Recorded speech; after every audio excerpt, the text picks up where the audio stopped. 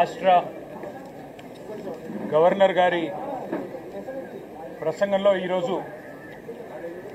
ప్రభుత్వం ఏదైనా కొత్త విషయాలు చెప్తుందేమో లేదా రాబోయే బడ్జెట్లో ప్రజలకు ఇచ్చిన 420 హామీలు 420 హామీలు ఏవైతున్నాయో ఈ ప్రభుత్వం మరి ఆ 420 హామీలు 6 గ్యారెంటీల గురించి ఏమైనా కొత్త విషయాలు చెబుతారేమో లేదా గత 15 నెలల పేలవమైన అట్టర్ ఫ్లాప్ పరిపాలన ఏదైతే ఉందో దాని గురించి ఏమైనా ప్రాయశ్చిత్తం చేసుకునే విధంగా ప్రసంగం ఉంటుందేమో గవర్నర్ గారిదని చెప్పి మేమందరం కూడా భావించినాం, ఆశించినాం.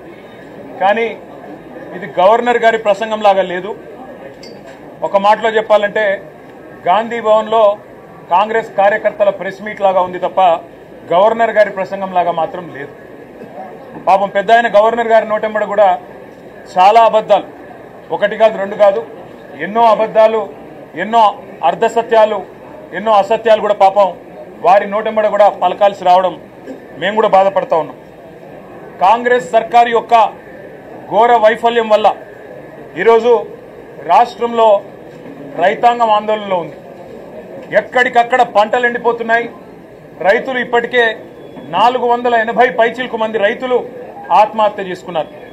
వాళ్లకు కనీసం ఒక్క మాట, వాళ్లకు సాంత్వన చేకూర్చే మాట, వాళ్లకు ఉపశమనాన్ని ఇచ్చే మాట, వాళ్లకు భరోసానిచ్చే ఒక్క మాటనన్నా గవర్నర్ నోటెంబడి వస్తుందేమో.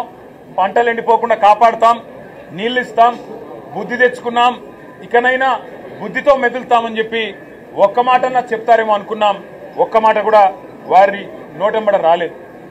అసలు ఈ రోజు వరకు రాష్ట్రంలోని ఏ గ్రామంలో కూడా 25 నుంచి 30% మించి రుణమాఫీ జరగలేదు.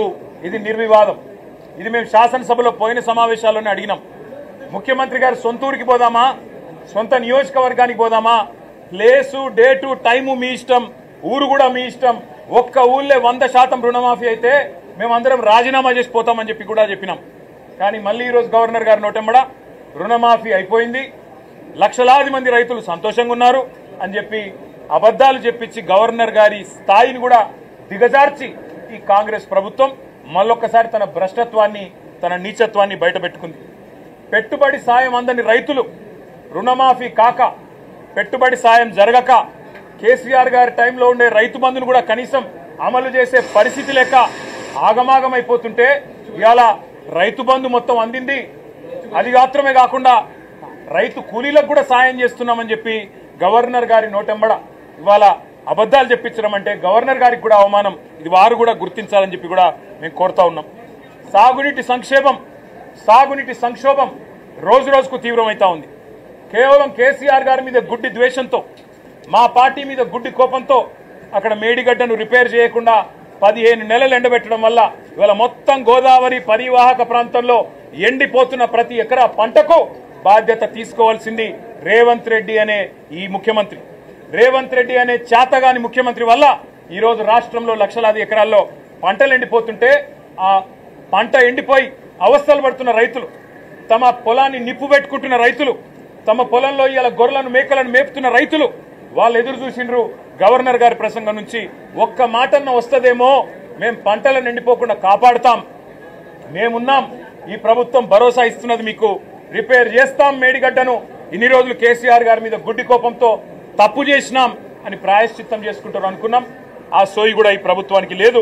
కనీసం ఒక్క మాట మాత్రంగా కూడా ఎండుతున్న పంటలు, సాగునీటి సంక్షోభం, 480 మంది రైతుల ఆత్మహత్యలు, వాటి గురించి ఒక్క మాట కూడా మాట్లాడకపోవడం అంటే రేవంత్ రెడ్డి ప్రభుత్వం యొక్క ప్రాధాన్యతలు ఎట్లా ఉన్నాయో దీన్ని బట్టే అర్థం చేసుకోవచ్చు. ఇవాళ భారతదేశంలో బహుశా ఏ రాష్ట్ర సెక్రటేరియట్లో జరగని అత్యంత ఘోరమైన నీచమైన పరిస్థితి మన రాష్ట్ర సెక్రటేరియట్లో జరిగింది.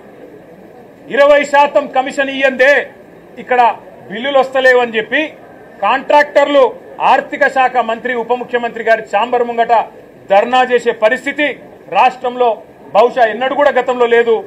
మరి భారతదేశంలో కూడా బహుశా ఎక్కడా లేదని నేను అనుకుంటా ఉన్నా. ఇవాళ 20% కమిషన్ తప్ప విజన్ లేని ప్రభుత్వం ఇది. ఈ విజన్ ఉంది, ఆ విజన్ ఉంది, ఏఐ, డేటా సైన్సెస్ అని పెద్ద పెద్ద మాటలు. విజన్ లేదు, మన్ను లేదు, కమిషన్ తప్ప. No vision only commission. Only 20% commission అనే విధంగా ఇవాళ ప్రభుత్వాన్ని నడుపుతూ ఢిల్లీకి మూటలు పంపుతూ ఇక్కడ చిన్న కాంట్రాక్టర్లను సర్పంచ్లను చిన్న చిన్న వ్యక్తులను వేధించి చివరికి ఓవర్సీస్ స్కాలర్షిప్లు ఇవ్వకుండా గురుకులాల్లో తిండి పెట్టకుండా ఈరోజు పిల్లల్ని చంపుతున్న అరాచక ప్రభుత్వం రేవంత్ రెడ్డి ప్రభుత్వం, కాంగ్రెస్ ప్రభుత్వం. కనీసం గురుకులాల్లో ఉండే అధ్వాన్నమైన పరిస్థితుల గురించి ఒక్క మాట చెప్తారేమో అనుకున్నాం. దాని గురించి ఒక్క మాట లేదు.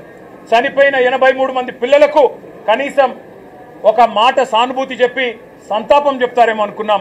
ఒక్క మాట కూడా వారి గురించి ప్రస్తావన లేదు.